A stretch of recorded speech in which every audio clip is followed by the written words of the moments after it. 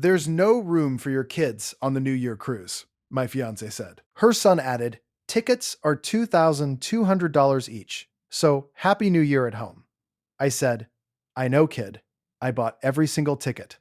They posted family photos without us. When the ship left and they saw me and my kids waving from the deck, I just smiled. "Happy New Year. Looks like you're the ones staying home." There's no room for your kids on the New Year cruise. My fiance said it with a smile. Not a mean smile. That's the thing that gets me every time I replay it. A practical smile. A smile that said, "This is just logistics, Dominic. Don't make it weird." Like she was telling me, the dry cleaning was ready. Like she hadn't just informed me that my children, my 9-year-old daughter and my 12-year-old son, were not on the guest list for a New Year's Eve cruise that I had. Quietly, in the background, been subsidizing for the better part of a year. There's just no room. The reservation's already set. And then Crispin, her 17-year-old, who had been living in my house, eating food I bought, driving a car whose payment came out of my account, looked me dead in the eye and said, "Tickets are $2,200 each. So, Happy New Year at home. $2,200 per person." He said it the way you'd say, "The milk's almost out." Casual. Tossed off. Like he was doing me a favor by explaining the economics of a decision he had no part in making and $0 in funding. I didn't say anything. I looked at Waverly. She's 9. She was sitting at the kitchen table with a homemade New Year's Eve crown she'd constructed out of construction paper, gold glitter, and about 3 weeks of pure, uncomplicated hope. And I thought, okay, but I'm getting way ahead of myself. Let me take you all the way back because you need the full picture. You need to understand what 2.5 years of quietly, patiently telling yourself it's temporary actually looks like from the inside. Because from the inside, it doesn't feel like anything. It feels like Tuesday. And then one Tuesday, your 9-year-old is holding a paper crown, and you realize about 14 Tuesdays too late that you have been the only one keeping this thing afloat. And nobody in the boat ever thought to say thank you. And in fact, several people in the boat have recently started complaining about the rowing. My name is Dominic Calloway. I'm 37 years old. I'm an optometrist. I have my own practice, Calloway Vision, on Blue Ridge Road in Raleigh, North Carolina. Been there for 8 years. I built it from the ground up, one exam chair, one front desk person, a lease I was terrified to sign. Now I've got 3 chairs, 2 part-time techs, a full-time office manager named Precious, who has been running my schedule since year 2, and who, for the record, knew before I did that this whole situation was going to go sideways. She told me, directly, I did not listen. I regret this. I do well. Not second home in the Outer Banks. Well, not yet, but comfortable. Stable, the kind of stable that took a decade to build, and that I am genuinely proud of, even though nobody in my fiance's family ever seemed particularly interested in how it got built. They were very interested in the part where it was available. I have 2 kids from my first marriage. Waverly, 9. She is small and fast and has opinions about everything, including the correct way to stack pancakes. And she is the great love of my life. And my son, Oleander, we call him Ollie. He introduced himself as Oleander once in 2nd grade and has been mortified about it since. He's 12, and he's in the phase where everything I say is slightly embarrassing. But sometimes, when he doesn't know I'm looking, he'll laugh at something I said 10 minutes ago. I count that. Their mother is Genevieve. We divorced 4 years ago. It was mutual, it was sad, it was handled like adults, and we co-parent well. She's remarried now. Nice guy. Ollie says he's fine. From Ollie, that's a strong endorsement. No drama between us. We are the boring divorced couple that makes messy divorced couples furious just by existing. 2.5 years ago, I met Margot Pemberton at a charity auction. She was there with a colleague. I was there with Alistair, my best friend. A dentist. Yes, we've made every possible optometrist, dentist joke. We're done with them. And she was the most poised person in the room. That's the word I kept coming back to. Poised. Like she'd already considered every angle of every situation and made peace with all of them. I found that enormously attractive. I now understand it differently.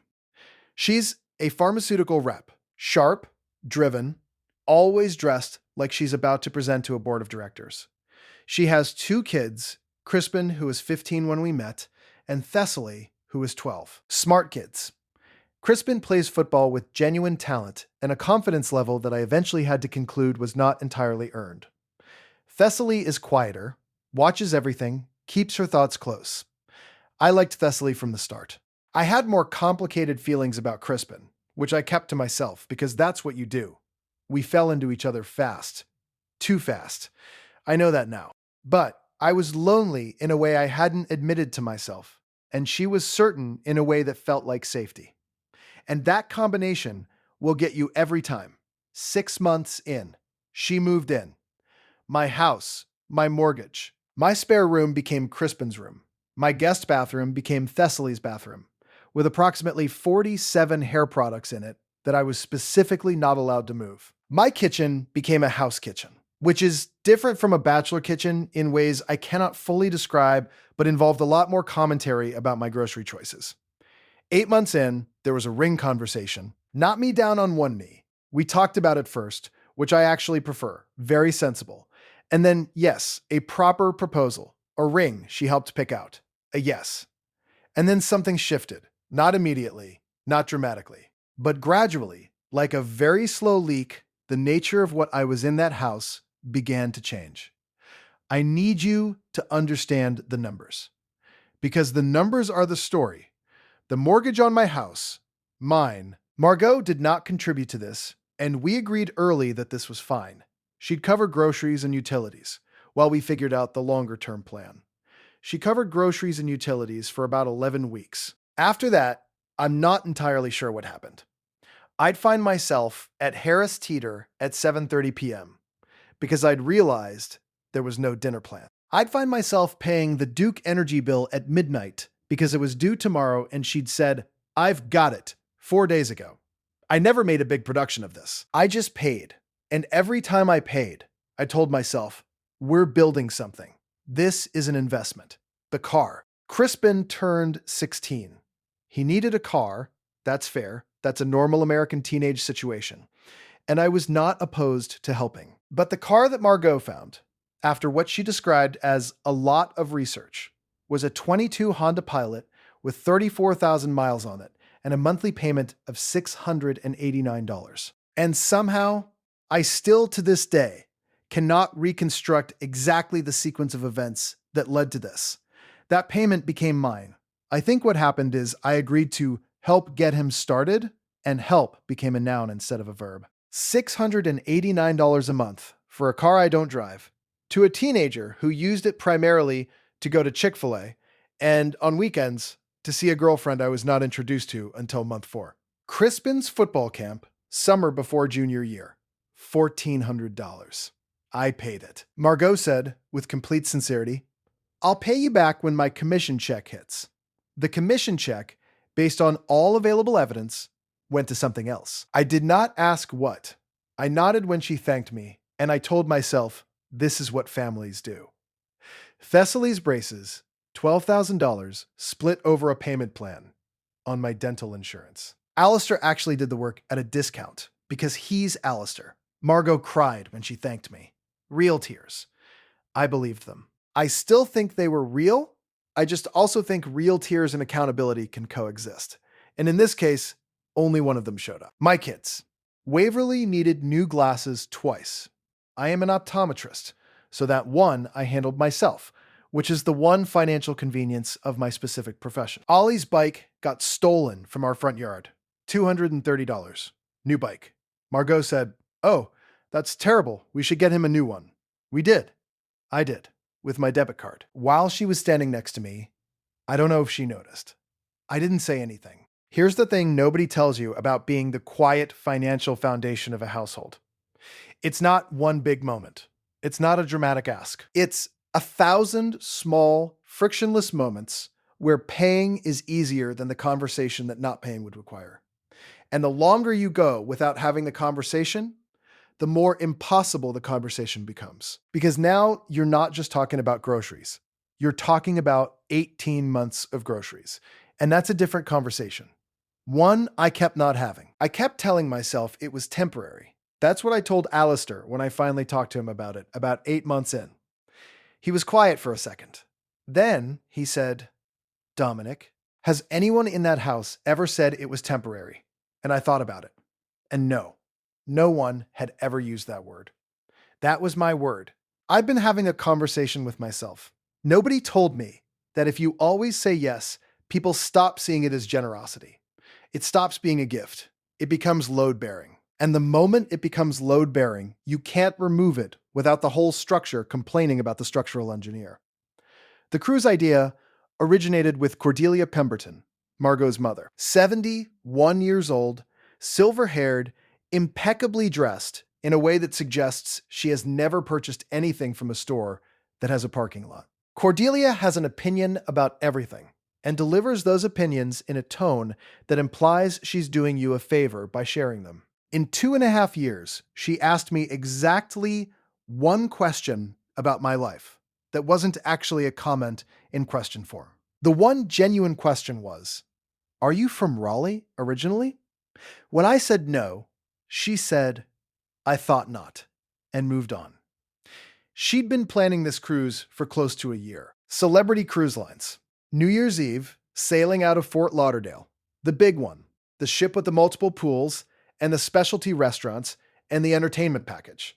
$2,200 a ticket. Tickets purchased. 6. Margot, Crispin, Thessaly, Cordelia, Margot's sister Eulalia, who goes by Leah, and who has the specific energy of someone who has prepared a list of grievances about you before you've done anything. And Eulalia's husband Barnabas, who I genuinely liked from the first moment I met him, and who seemed, consistently, like a man who had wandered into his own life and was doing his best. 6 tickets. 2 people short. Not 1, not 3, exactly 2. The precise number of my children. I did not find out from Margot. I found out from Waverly, who found out from Thessaly, who had mentioned it at school the way you'd mentioned that the cafeteria switched pizza brands. Very casual. "We're going on a cruise for New Year's. We can't bring Waverly and Ollie because there's no room." My 9-year-old daughter came home on a Tuesday afternoon, sat at the kitchen table, and asked me, very carefully, what no room on a cruise ship meant, because she'd looked it up, and cruise ships seem very big. I sat with that information for 3 days. 3 full days. I watched Margot pack her carry-on. I watched Crispin ask me if I could pick up his dry cleaning before the trip. I watched Thessaly, who is 14 and more perceptive than anyone in that house gave her credit for, watch me in a way that told me she knew something was wrong and didn't know what to do with that. On the 3rd day, Margot brought it up in the kitchen. Very breezy, very prepared. The version where she'd already had the conversation in her head and was now delivering the summary. You know, the cruise is really going to be family-focused. Lots of inside stuff. You and the kids would probably be bored. Better to do your own thing for New Year's. And then Crispin walked through, didn't even pause, opened the fridge, grabbed something, said the $2,200 line on his way back out, and I just stood there. I said, "Yeah, you're probably right." She looked briefly surprised that it had gone so smoothly. Then she went back to whatever she was doing. I put my hands flat on the kitchen counter. I looked out the window at the backyard where Waverly had left her bicycle. I thought about a 9-year-old and a paper crown and 3 weeks of believing she was going on a cruise for New Year's. Something shifted inside me. Not heat, the opposite of heat, just cold, clear, done. That night, after both kids were asleep, I went to my desk and I opened my laptop. I looked up Celebrity Cruise Lines. I found the specific sailing. It wasn't hard. I had the pamphlet Margot had left on the kitchen table months ago, the one where I'd noticed there were 6 names and not 8. I found the booking, and then I made a phone call the next morning from my office between a 9 o'clock contact lens fitting and a 10:30 glaucoma screening. I called the cruise line. Okay, so here's the part of the story where I need you to not judge me. Or judge me. Honestly, at this point, judge freely. I've thought about it from every angle, and I have arrived at a place of complete, untroubled peace with what I did next. I want to be very clear that I am a calm, reasonable person. What happened next was calm. It was reasonable. It was simply reasonable in a register that I had not previously accessed. Here's what I learned from the cruise line. When I called, Celebrity does not typically sell out all passenger capacity months in advance on New Year's sailings. There is almost always remaining inventory. This particular sailing had cabins available. Not a lot, but some. 12 available berths across 5 cabins, to be precise, because the very helpful reservations agent named Caitlin in Fort Lauderdale was extremely forthcoming once I explained that I was looking to book multiple cabins for a large group. I said, "How many can you sell me?" There was a brief pause. She said, "All 12 if you want them." I thought about it for approximately 4 seconds. I said, "I want them. Now, do I need 12 additional berths on a cruise ship? No. Do I have 12 additional people to put in those berths? I did not, at that moment, have 12 people. Did I buy the berths anyway and then work backwards? I did. I want to explain my thinking, which was, if I buy 2 cabins for me and my children, I have made my point quietly and privately, which is fine, but does not quite scale to the situation. If I buy the remaining inventory, all of it, specifically all of it, then a cruise ship that was full becomes a cruise ship on which every seat that was not already taken by Margot's family is occupied by people I love. This felt, to me, proportionate. Not cruel, not harmful. Just an accurate reflection of what happens when you don't count correctly. I also want to tell you that at the moment I said, "I want them," I heard myself and I thought, this is slightly unhinged. I noted this. I proceeded anyway. I called Alistair Quince first. He has been my best friend since we were both terrified first years at the same dental and optometry conference where we'd accidentally been seated next to each other and bonded over the mutual horror of small talk. He's been my person for 12 years. He and his wife Phoebe are the people I called when Genevieve and I split. When the practice almost didn't make it in year 3. When my dad got sick. He answers every time. He picked up on the second ring. I said, "Are you and Phoebe doing anything for New Year's?" He said, "Not particularly." I said, "How do you feel about a cruise?" He was quiet. Then he said, "Dominic, what did you do?" Not a question, a statement. He knows me very well. I said, "Nothing yet. I need you to say yes first." He said yes, without hesitation. Then, "Phoebe is going to need at least 3 days to pack." I said that was fine. I had 11 days. My cousin Odessa was next. Odessa is 32, lives in Durham, works in marketing, and is the kind of person who makes every situation more alive just by entering it. She has the chaos energy that I, as a very organized optometrist, do not possess, but deeply appreciate in other people. When I called and explained the broad outline of the situation, the 6 tickets, my children, the $2,200 comment, and the fact that I had just purchased all remaining cabin inventory on a New Year's cruise ship, she said, without missing a beat, "Give me a cabin number. I'll pack tonight." Then I called Ruben Ashcroft. Ruben and I went to UNC together. He's 6'4", has the energy of a golden retriever who has just learned that you own a ball and is pathologically incapable of not enjoying himself. He's been telling me for 2 years that I needed to stop being so patient with this situation. He said that multiple times, out loud. I did not listen. When I told him what was happening, he went silent for about 5 seconds. And then he said, "You bought the whole boat." I said, "Not the whole boat, just the remaining capacity." He said, "You bought the whole boat." Then he said he would bring his girlfriend, Florentine, who I had met twice and who seemed absolutely wonderful. And I said, "Perfect." And he said he was going to document every single moment of this on his phone. I told him to be discreet. He said, "Sure." I should have defined discreet at that point. I did not. Over the next 4 days, I filled those cabins. My old colleague from optometry school, Wendell Fitch, and his husband, Arlo.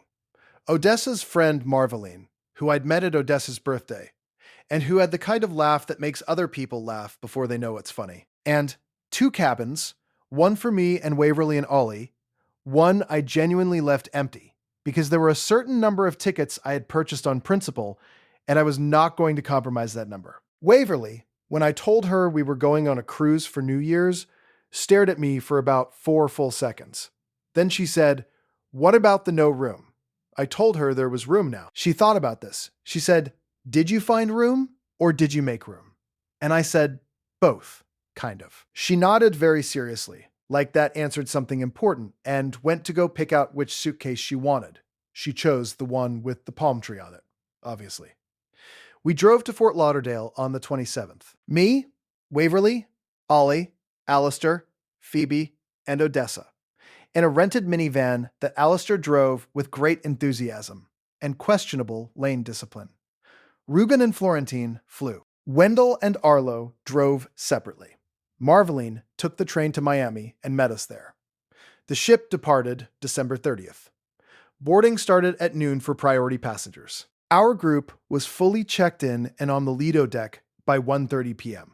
Margot's family had a 5:15 boarding window. I know this because it was on the original 6-person itinerary she'd printed and left on the kitchen counter months ago, which I had quietly photographed with my phone at some point and then never quite deleted. It told me, boarding group C, terminal 3, 5:15 p.m. At 5:12, I was on the Lido deck. I had a gin and tonic. Waverly had a mocktail with a little paper umbrella, which she had specifically requested, and which the bartender had delivered with great ceremony. Ollie was leaning on the railing next to me, with the studied casualness of a 12-year-old who is actually extremely interested in what's happening, but refuses to admit it. Alistair and Phoebe were to my left. Ruben had already taken approximately 200 photos. Odessa was somewhere nearby, having befriended 3 couples she'd never met before. I saw them before they saw us. Margot, Cordelia, Eulalia, Barnabas, Crispin, Thessaly, walking up toward the terminal from the parking structure. Margot was wheeling a very large suitcase in a very confident way.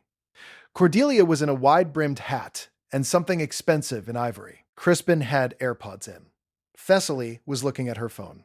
Barnabas was carrying too many bags with the specific defeated efficiency of a man who has done this many times. Waverly saw them before I pointed. She straightened up. She looked at me. I looked at her. I said very quietly, "Wave, baby." And my daughter, construction paper crown nowhere in sight, replaced by actual child-sized sunglasses she'd picked out at a rest stop in South Carolina, leaned over the railing and waved with her whole arm. Margot looked up. I have thought about the expression on her face many times since then. I've tried to describe it to Alistair, to Odessa, to Precious at my office, to Alistair again. The closest I can get is, it was the face of someone whose mental model of the next 5 days had just encountered a significant revision. In real time, in public, on a dock. Confusion first, then recognition, then the beginning of something that wasn't quite an emotion yet, but was clearly on its way to becoming one. I raised my gin and tonic. Just slightly, the way you'd raise a glass at a toast. "Happy New Year," I said. "Looks like you're the one staying home." Now, they were not staying home. I want to be accurate. They had tickets. They boarded. They were on the ship. I want to be completely clear that I did not strand anyone. I did not cancel anyone's reservation. I did not do anything that could in any real sense be described as harmful. What I did was purchase all the remaining available inventory, which meant that every deck chair, every dinner reservation upgrade, every specialty restaurant slot, and every premium poolside seating package that had not already been claimed was mine. Claimed by one Dominic Calloway, an optometrist from Raleigh. Did they notice? Yes. In stages, like a very specific kind of unwrapping. The first thing they noticed was the pool deck situation. About 25 minutes after boarding, while I was getting Waverly settled into our cabin, and Ollie was immediately investigating the TV, Cordelia went to the adults-only pool deck. The premium one. The one with the personal cabana service and the waiter who brings you things without being asked. To reserve seating for the week. Standard move. Reasonable instinct, experienced cruiser. Every premium reserve chair was tagged. Little placard. Reserved. Callaway party. I was not at that pool. Not once. I was at a completely different pool with my children and a group of people I actually wanted to spend New Year's Eve with. But those chairs sat there. All of them. Tagged. All week. According to Barnabas, who would later become my unlikely source for the complete timeline of events. This was the moment Eulalia got on her phone. She called Margot. Margot called me. I did not pick up. I was watching Waverly and Ollie and Ruben, having a shuffleboard tournament on the sports deck. Ruben was coaching them with the full intensity of an NCAA recruiter. Waverly was winning on pure aggression. Ollie had gotten competitive in a way he usually reserves for video games and was giving Ruben extremely detailed strategic feedback.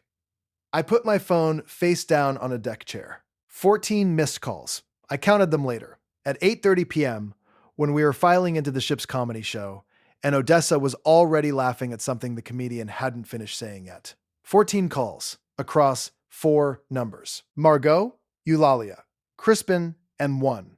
From a number I didn't recognize that turned out, days later, to be Cordelia's landline that she'd somehow activated through some cellular arrangement I didn't know she had. The texts. Oh, the texts. Margot, 6:04 p.m. Dominic, I think we need to have a conversation about what you're doing right now and what you think it accomplishes. Crispin, 6:47 p.m. This is really immature, and my mom is upset, and I don't think you understand how this looks. Eulalia, 7:12 p.m. I don't know what you think this proves, but we have welcomed you into this family with open arms, and this is deeply disrespectful, and I am floored Dominic. Barnabas, 7:15 p.m. Hey, so, are you on the ship? I responded to exactly one of these. Hi, Barnabas. Yes, he said back. Okay. Then, the thing I genuinely did not plan for. Ruben has Instagram. Ruben is good at Instagram in the way that certain people are good at things that look effortless, but clearly require a specific kind of talent. He'd been posting cruise content since we boarded. Nothing inflammatory, just our group, having a good time, the ship, the ocean, Waverly's mocktail, Ollie reluctantly smiling at something. Good content. Normal content. At 9:14 p.m., he posted a video. Our dinner table. All of us. The table was full and loud and warm.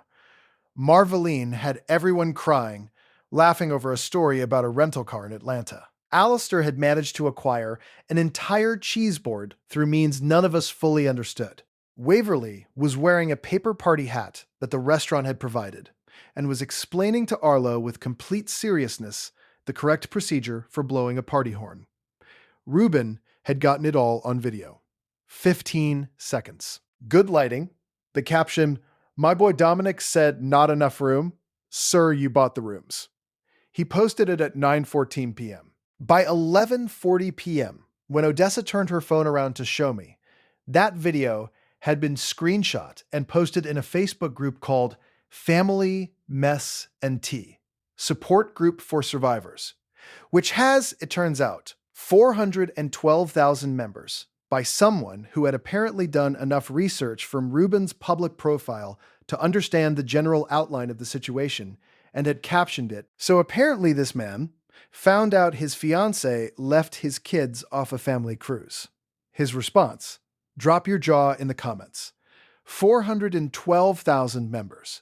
By midnight, the post had 2,300 comments. By the time we were on the deck, watching the countdown fireworks at midnight, with Waverly sitting on my shoulders because she couldn't see over the railing, and Ollie standing next to me with his arms crossed and a very small smile that he thought I hadn't noticed. The post had been shared 417 times. I found out the number at 12:17 a.m. because Odessa, who is absolutely in that Facebook group and who has also never explained this to my satisfaction, was reading comments out loud to me with increasing delight. Some of them, for the record, he's an optometrist and he helped them see their mistake from the deck. I am not well. The empty chair at the premium pool, specifically being reserved in his name, while he's at a completely different pool with his kids, is the most elegant thing I've ever heard. This man filed an appeal with the cruise line, and the cruise line said yes. And now we're all here. The little girl on his shoulders in the fireworks video is going to tell this story at his retirement party, and I will be there somehow. Wait, is this a real family or is this a Netflix pitch? Because either way, I am invested. At 1:14 a.m., I received a direct message from Barnabas, not in the group thread. just Barnabas, to me. It said, I want you to know I have been in the ship's bathroom for 22 minutes. Eulalia thinks I have food poisoning. I do not have food poisoning. I found the Facebook group. I genuinely cannot stop. I need a few more minutes. At 1:47 a.m., Odessa sent me a screenshot of a comment from someone named Dolores T. A stranger, a complete stranger, somebody who had never met a single person in this situation and never would, who had written, "This is why you always count seats before you count people out." 412,000 members. And Dolores T understood the assignment. I should tell you about the chairs at the adults only pool because there is a specific additional detail that I did not plan and that became, in my opinion, the funniest part of the whole thing. On day 2, I went to the pool deck, not the premium one, just a regular pool, and I ran into Wendell and Arlo, who had discovered that the premium poolside butler service had been coming by the reserved Callaway chairs all morning, bringing drinks to empty chairs and then taking them away again and then coming back an hour later with fresh ones. Because that's what you do when chairs are reserved. You service them. Wendell, who has a very dry sense of humor and who I love, said, "There's a mojito sitting on an empty chair over there with your name on it." He paused. Literally. The napkin says, Callaway. I went and looked. There was, in fact, a cocktail napkin with Callaway written on it in the butler's handwriting, sitting under a complimentary tropical drink on a chair where no one was sitting, next to 11 other such chairs, all attended to, all empty, all generating small moments of confused but professional service all day. Cordelia reportedly spent 45 minutes trying to get those chairs untagged and made available to her family. She was told, politely but firmly, that reserved seating is reserved seating, and the Callaway party had the right to use or not use them as they chose. She asked if they could sit in the empty chairs anyway. She was told that was the Callaway party's decision to make. According to Barnabas, Cordelia actually looked up from this exchange, scanned the visible deck areas, saw me and my group at the other pool having what appeared to be an excellent time, and then turned back to the desk agent and said, with remarkable composure, "I see." Just those 2 words. I see. I feel like Cordelia, at that moment, saw several things at once. The confrontation happened on the morning of the second day. Not by design, these things find their own location. I was in the buffet line, specifically at the made-to-order omelet station, which is the worst place to be when someone wants to have a tense conversation, because you are both standing still and socially obligated to remain standing still until your omelet is ready. Margot appeared next to me. She was controlled. That's the word. Controlled the way a person is controlled when they have been working very hard not to say things all night and are now rationing carefully. She said, very quietly, "What did you think this would accomplish?" I thought about the question. I thought about it genuinely, not strategically. What did I think it would accomplish? I thought about Waverly and the paper crown. I thought about a 9-year-old asking what no room on a cruise ship meant. I thought about 8 months of groceries and a car payment and a football camp. And 14 missed calls. I said, "My kids are on a cruise for New Year's." She said, "That's not what I'm asking." I said, "I know. But that's the answer I have." She left. The omelet chef, who had been performing the extraordinary professional feat of making omelets while completely not registering the conversation happening 2 feet from his station, handed me a plate and said quietly, "Mushrooms and Swiss, sir?" I said, "Thank you." Yes. I ate that omelet at a table with Alistair and Phoebe, who had the decency to not ask questions, and I looked out at the ocean, which was a color of blue that doesn't quite exist anywhere else, and I thought, yeah, okay. This was the right call. Barnabas found me on the pool deck on day 2, around 3 in the afternoon. He sat down in a chair next to me without any preamble, which is very Barnabas. He's not a man who needs a lot of conversational runway. He's one of those people who thinks carefully and then says exactly the thing and then stops. He sat and he looked at the water for a minute, and then he said, "Eulalia has been doing this to Cordelia for 15 years. The same pattern. Whoever carries the weight doesn't get a seat at the table. Whoever pays doesn't get to decide. It's the family logic. Margot grew up inside it. She doesn't even see it anymore. I looked at him. He said, "You're the first person in 2 years who refused to perform the part they cast you in. And they genuinely don't know what to do with that." He paused. "I'm sorry it took 2 years for somebody to say it out loud," he said. "I should have said it sooner. I didn't.